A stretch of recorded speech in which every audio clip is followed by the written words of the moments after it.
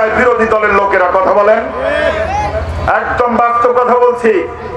আরে অপরপক্ষের ছেলেকে মেরে একদম হাত ভেঙে রক্তাক্ত করে তারপর পুলিশের হাতে দিল। পুলিশ নিয়ে যায় ওইটা হাসপাতালে ভর্তি করে হাতে হ্যান্ডকাপ দিয়ে জানালা গ্রিলের সঙ্গে আটকে রাখলো, আর যা হাত পা ভেঙে দিল। ওরা দ্বিধাচ্ছে বুক ফোলা চলতেছে। এইটাই বুঝি নাই বিচার। এই বিচারের কারণে গোটা দেশ অশান্তির আগুনে জ্বলতেছিল, কথা বলেন ঠিক।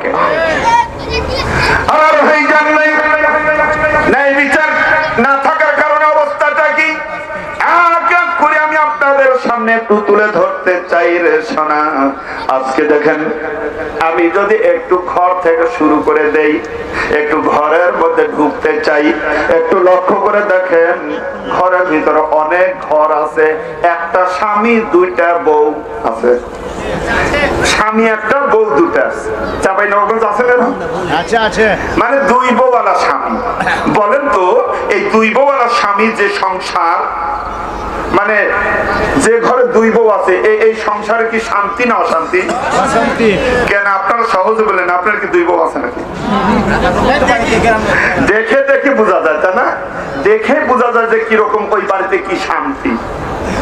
আমার পরিচিত এক ভাই দুই বউ। আমি একটু মজা করে জিজ্ঞেস করতেছি, ভাই আপনার মতো সুখী মানুষ কি আছে?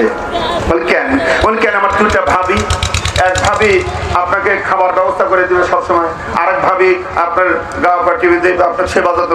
আপনার যে সুখী মানুষ কি আছে ভাই? আমি একটু মজা করার জন্য বলি তো।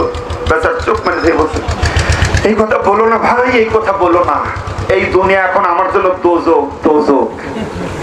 আমি খালি মনে মনে বলি যে তুই দেখছিস কি, তুই আরেকটা করে যা। এই অশান্তির মূলে বউরা নয়, এই অশান্তির মূলে হলো ওই স্বামী। কেন?